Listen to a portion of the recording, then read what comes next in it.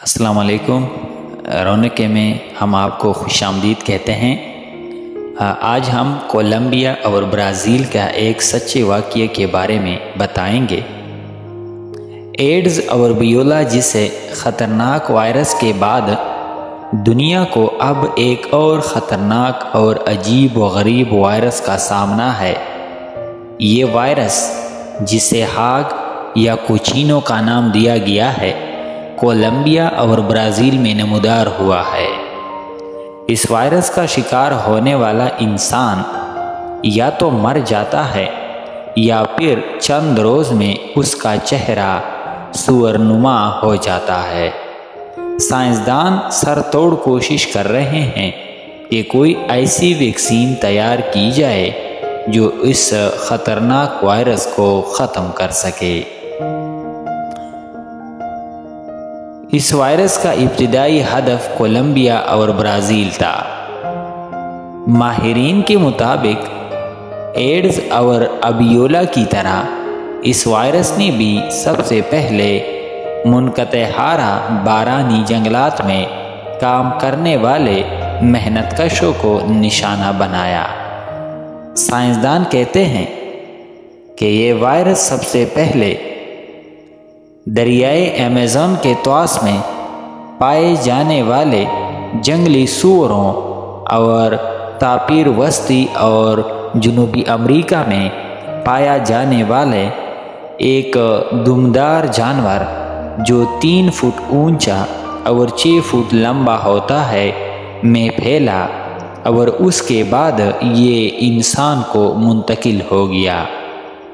واضح رہے کہ ہاگ وائرس کھانسنے، چھینکنے اور جسمانی رطوبتوں کے ملاپ سے ایک دوسرے سے دوسرے شخص کو منتقل ہو جاتا ہے۔ ماہرین اس بیماری کو طاعون کے مماثل قرار دے رہے ہیں۔ اس وائرس کا شکار بدقسمت شخص شروع میں تیز بخار میں مبتلا ہوتا ہے، اس کے بعد اسے جوڑوں میں شدید درد اور سوجن کی تکلیف لاحق ہو جاتی ہے۔ ان ابتدائی علامات کے بعد مریض کے اندرونی اعضاء سے جسم کے اندر ہی خون رسنے لگتا ہے اور پھر آہستہ آہستہ ناک، آنکھوں اور مسوڑوں سے خون بہنے لگتا ہے۔ عام طور پر اس وائرس کا نشانہ بننے والے 93% افراد موت کے منہ میں چلے جاتے ہیں، اور جو بدقسمت یا خوش قسمت زندہ بچ جاتے ہیں وہ کسی عفریت سے کم نظر نہیں آتے، کیونکہ یہ لوگ انسان کم اور سور زیادہ نظر آتے ہیں۔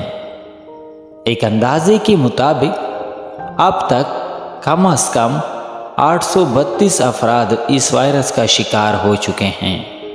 زندہ بچ جانے والے مریضوں کی جلد موٹی ہو جاتی ہے، ناک اور کان کی لمبائی میں اضافہ ہو جاتا ہے، خصوصاً اس حد تک موٹی، لمبی اور بدہیت ہو جاتی ہے کہ اس میں اور سور کی تھوتنی میں کوئی فرق نہیں رہتا۔ اس کے علاوہ وہ بال کھردرے اور موٹے ہو جاتے ہیں، ان کی رنگت بھی بدل جاتی ہے، جلد میں نوکیلے ابھار بھی پیدا ہو جاتے ہیں جو چھوٹے سینگوں کی طرح نظر آتے ہیں۔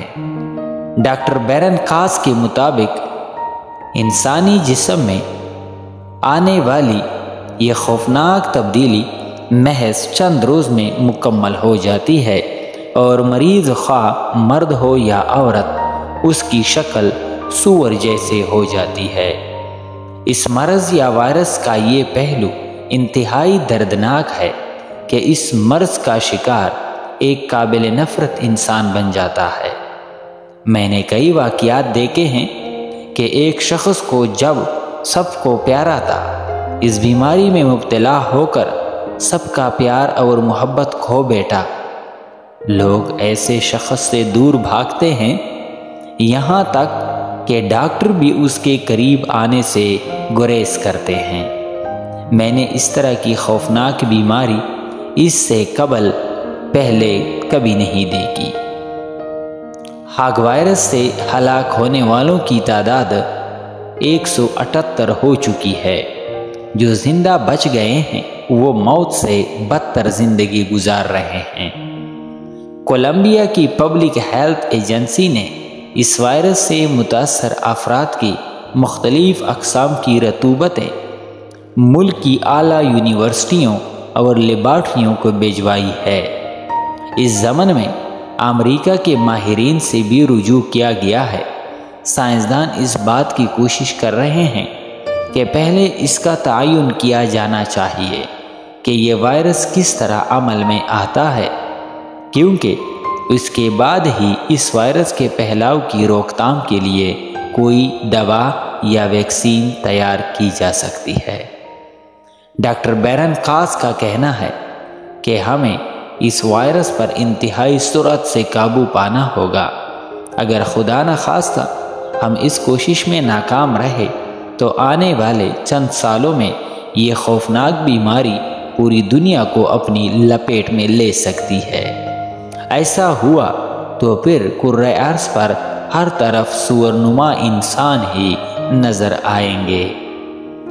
قارئین کرام، غور فرمائیں کہ کیا آج ہمارا گھر ٹی وی اور ریڈیو کے ذریعے ایسے محافل کا انعقاد کر کے شریعت اسلامیہ کی کھلم کھلا خلاف ورزی نہیں کر رہا ہے؟